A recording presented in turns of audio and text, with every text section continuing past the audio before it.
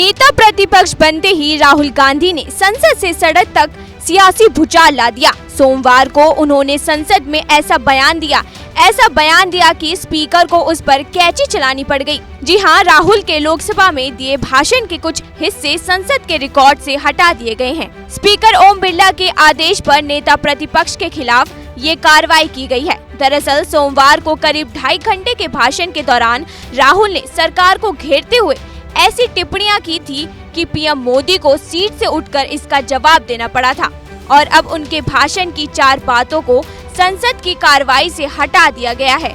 चलिए अब आपको सुनवाते हैं राहुल गांधी की वो 4 टिप्पणियां जिन पर लोकसभा स्पीकर ने एक्शन लिया है।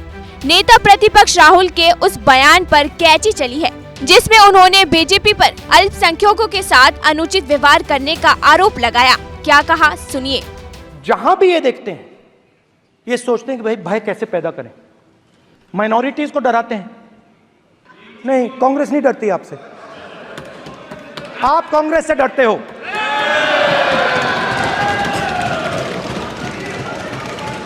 हिंसा, नफरत, माइनॉरिटीज के खिलाफ, मुसलमानों के खिलाफ, सिखों के खिलाफ, क्रिश्चियंस के खिलाफ।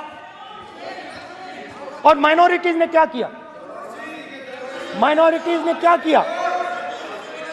हर स्फीयर में हिंदुस्तान को रिप्रेजेंट करते हैं, नाम रोशन करते हैं। पत्थर जैसे हिंदुस्तान के साथ एक साथ खड़े हैं, देशभक्त हैं। और आपने सारे के सारे माइनॉरिटीज पर आक्रमण किया, उनके खिलाफ हिंसा, नफरत फैलाई।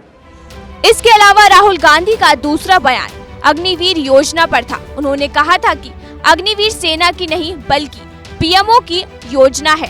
देश की सेना जानती है, पूरा देश जानता है कि अग्निवीर स्कीम सेना का स्कीम नहीं है, पीएमओ का स्कीम है। और पूरी सेना जानती है कि स्कीम प्राइम मिनिस्टर का ब्रेन चाइल्ड था, स्कीम सेना का ब्रेन चाइल्ड नहीं था।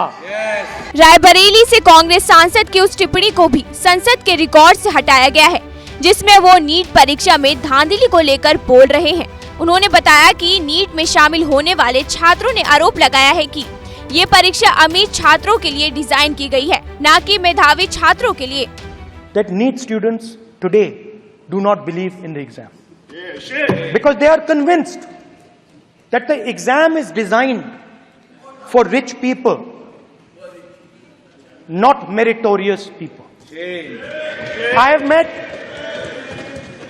a number of NEET students. Every single one of them tells me that the exam is designed to create a quota for rich people and to create a passage for them into the system and is designed not to help poor students.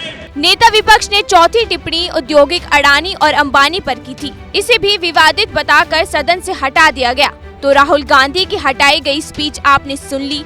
अब इस पर आपकी क्या प्रतिक्रिया है? क्या राहुल गांधी की ये स्पीच वाकई में हेट है और लोकसभा स्पीकर ने इस पर जो कार्रवाई की है क्या वो सही है?